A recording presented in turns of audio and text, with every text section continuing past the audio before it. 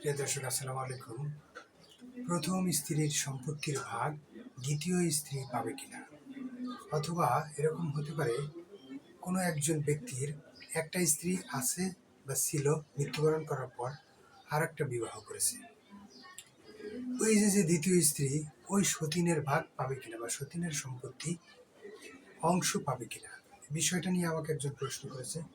সেই প্রশ্নের আলোকে আমি তার মাধ্যমে তার প্রশ্নের অ্যান্সার সবার মাঝে বিলিয়ে দিতে চাচ্ছি।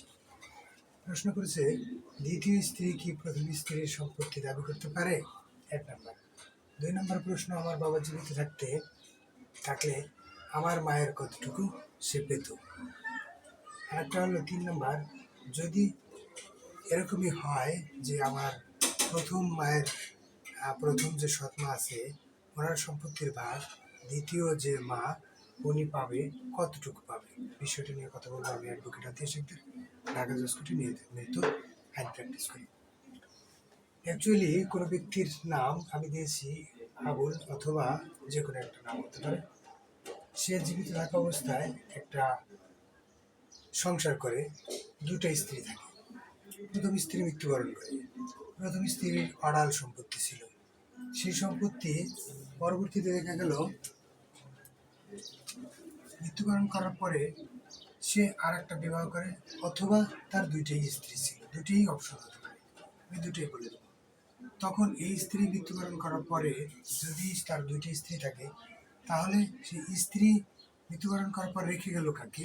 1 নম্বর স্বামী, আর একটা হলো সতীন, আর একটা হলো সন্তান। প্রথম স্ত্রীর ঘরে সন্তান আছে। দ্বিতীয় স্ত্রী দেখা গেল রেখে যাওয়ার পরে স্বামী জীবিত থাকা অবস্থায় এরা রেখে মারা গেল। কিছুদিন পরে দেখা গেল স্বামীও মারা গেল। স্বামী মারা যাওয়ার সাথে সাথে রইল তার একমাত্র স্ত্রী এবং সন্তান। স্ত্রী এবং সন্তান যদি জীবিত থাকে, তাহলে এই যে স্ত্রী, এই স্ত্রীর যে সম্পত্তি, সে কিন্তু স্ত্রী দ্বিতীয় যে সতীন বা ওই স্বামীর দ্বিতীয় স্ত্রী সরাসরি দাবি করতে পারবে না।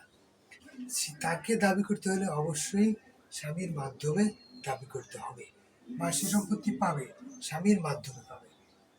দেখুন, যখন কোনো স্ত্রী মৃত্যুবরণ করে তখন স্বামী যদি সন্তান থাকে, তাহলে স্বামী পাবে 4/1 এই স্বামী 4/1 পাওয়ার পরে সে স্বামী যখন মৃত্যুবরণ করবে, ওই যে স্ত্রী 4/1 সম্পত্তি স্বামী পেয়েছিল, ওই সম্পত্তি যদি স্বামীর কাছে থাকে, তাহলে স্বামী মৃত্যুবরণ করার সাথে সাথে স্ত্রী আবার সম্পত্তি পাবে। যদি সন্তান থাকে তাহলে পাবে 8/1।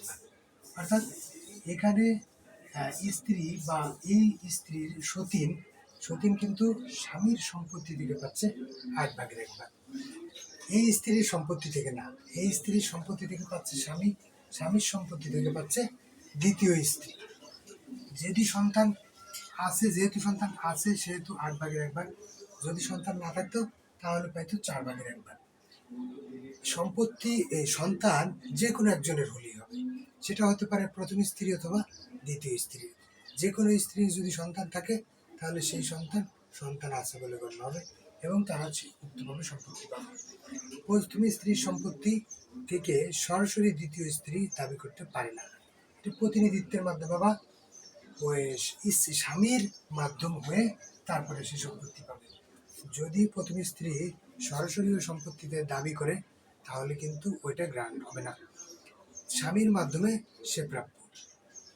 যদি এখন আমি অ্যান্সার দিতে যাই, তাহলে দ্বিতীয় স্ত্রী কি প্রথম স্ত্রীর দাবি করতে পারে? হ্যাঁ, পারে, স্বামীর মাধ্যমে।